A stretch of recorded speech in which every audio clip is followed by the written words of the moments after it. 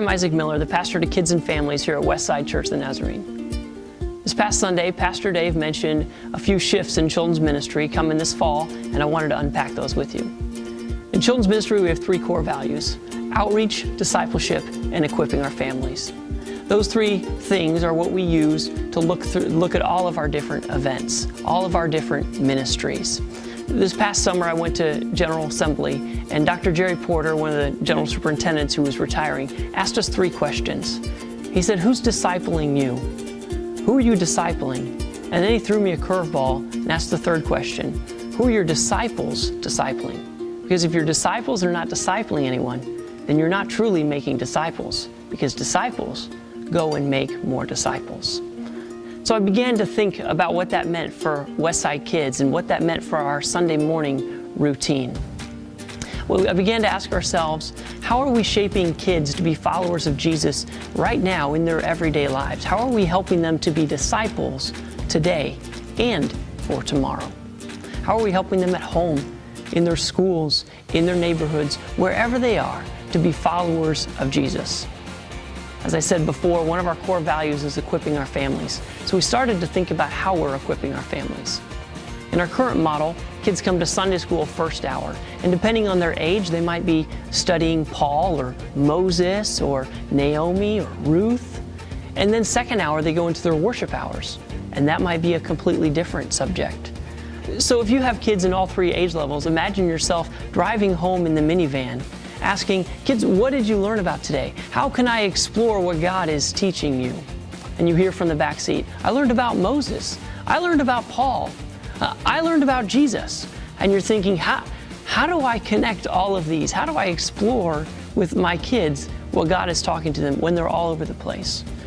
So as our Children's Council and I met this past January and spent an entire Saturday exploring all these things, we realized one of the things we needed to do was put birth through sixth grade on the same story for the entire Sunday.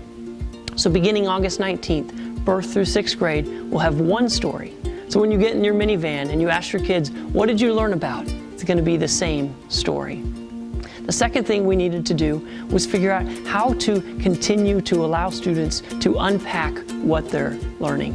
Currently, when they enter elementary worship with me, I get the chance to preach what God has laid on my heart, and I share that with our students. About 5 minutes after that, you pick your student up. Sometimes you're headed to soccer practice, sometimes they're headed over to a friend's house or to do this or that, and they don't get that opportunity to unpack what God is saying, to do the rubber meets the road part, to say, what does this mean for me at the lunch table at school? What does this mean for me in my home? What does this mean for me when I'm hanging out with my friends? So we began to explore what it might look like to change that, to allow our students the opportunity to go into small groups after they hear the word, to explore it with adults and other students their age, and discover what God might be saying to them and for their particular lives for Monday, for Tuesday, for their entire week and their entire lives. Here's what we came up with. Beginning August 19th, first hour is going to be our worship hour. Our nursery, they're in the same room each time, so it won't change the rooms that they're in. But for elementary and early childhood, they'll have their worship hour first hour. Second hour, they'll move to their Sunday school classrooms. In those Sunday school classrooms, those are their small groups. Their time to be drawn to accountability, a time where they unpack what God is saying to them with other adults, with other students their age, where they can ask clarifying questions, where they can say, what does this mean for my life? What does this mean for me at the lunch table? How is God calling me to be different? Our Sunday school teachers get to facilitate that conversation. They get to speak truth into students' lives. And the following weeks, they get to ask accountability type questions. Johnny, you said that you wanted to be more kind at the lunch table. How'd that go for you this past week? So beginning August 19th, our early childhood and elementary students will go to their worship hours first service. Second hour, they will unpack that exact same story with their teachers and with students their age.